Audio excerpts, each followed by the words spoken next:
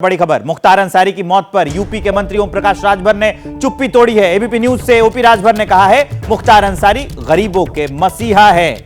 मैंने क्रांतिकारी कहा था, मैं अपने बयान पर कायम हूं। ओपी राजभर का बयान, पूरा बयान सुनवाते हैं आपको। कि मुख्तार अंसारी की मौत को लेकर के बड़ा विवाद हो गया है। घर वालों से कहा गया है, घर वाले आरोप लगा रहे हैं जहर देके मारा गया। समाजवादी पार्टी, कांग्रेस, ये सब सरकार पे हमले कर रहे हैं। आप इस सरकार में मंत्री हैं, क्या कहेंगे आप? देखिए, दुखद घटना है और ईश्वर के सामने किसी की नहीं चलती है।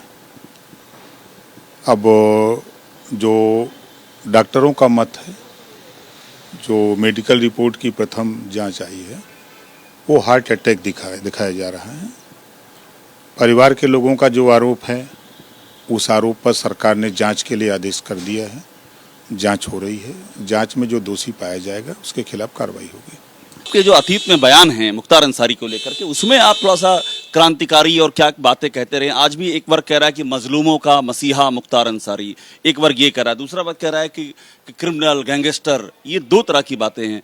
ओम प्रकाश राजभर की अब क्या राय है जब वो योगी सरकार में मंत्री हो चुके हैं? मेरी राय देखिए, निश्चित है कि जब भी किसी गरीब कमजोर के ऊपर जुल्म ज्यादती होगी तो गरीब के साथ जो खड़ा होगा तो निश्चित है कि उसको जुर्म करने वाला, बचाने वाले को ही अपराधी बताएगा।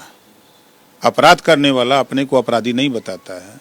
अब जैसे जिन लोगों ने, हम तो देखे सोशल मीडिया पे कई सामान्य वर्ग की महिला आके कह रही कि मुझे छत दिया, मुझे जान बचाया, मेरी इज्जत लूटी जा रही थी लेकिन उसको बचाया। मुख्तार अंसारी के लिए हाँ, वो कहे, तमाम लोग बयान इस समय चल रहे हैं, देख रहे हैं। तो ये जो गरीबों का मसीहा कहा जा रहा है एक तबका, इससे सहमत हैं क्या आप? भाई, जब गरीबों की मदद किया है तो गरीब तो अपने को मसीहा न मानेगा। गरीब की मदद करने में तो दिक्कत तो है ही है। आप नहीं, राजभर को नहीं देख रहे हैं। राजभर को तो मैं देख ही रहा हूँ। मैं तो उस राजभर जानता हूँ जो मुख्तार अंसारी को क्रांतिकारी भी कह चुके हैं। मेरे ही इंटरव्यू में कहा था।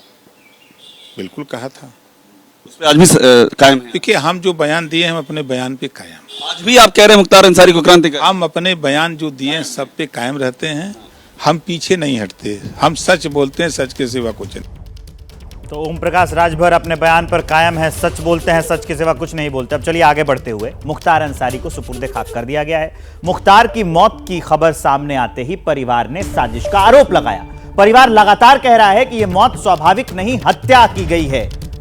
परिवार का आरोप है कि मुख्तार को जहर देकर मारा गया है।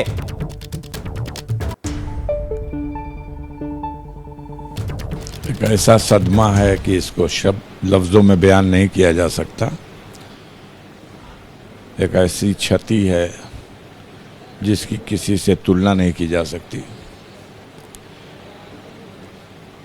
हम खुद कई बार दोहरा चुके हैं कि मौत का दिन मुअय्यन होता है, उससे पहले कोई मार नहीं सकता।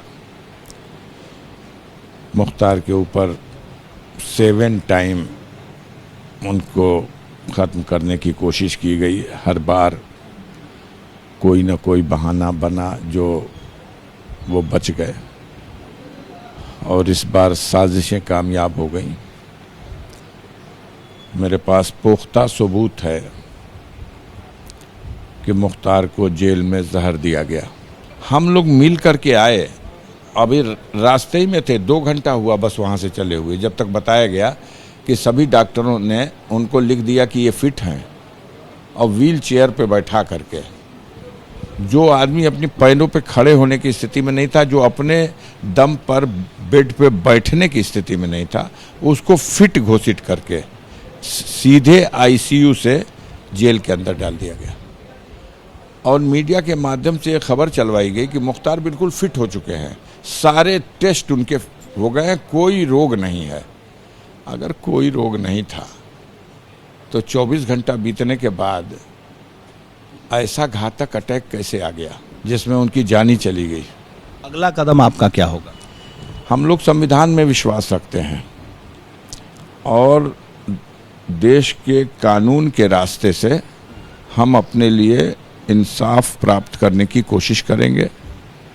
वो जो ट्रायल कोर्ट है वहाँ भी माननीय उच्च न्यायालय में भी, सर्वोच्च न्यायालय में भी, हर जगह ये प्रकरण वैसे भी लंबित है।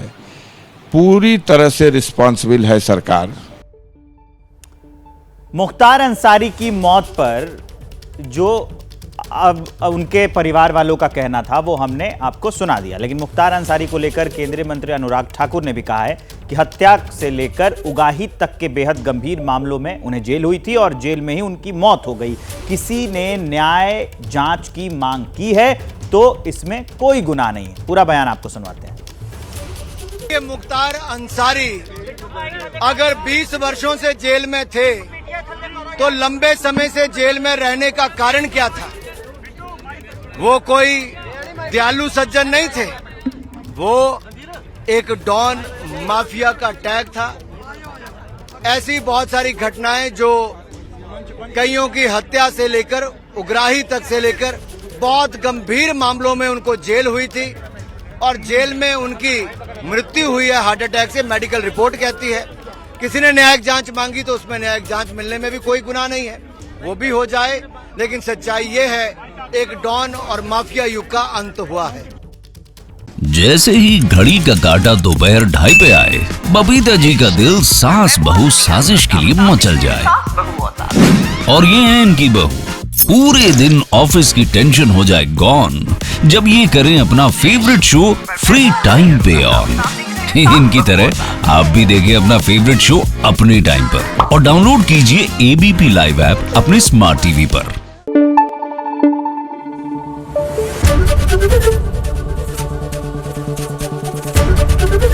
एबीपी न्यूज आपको रखे आगे।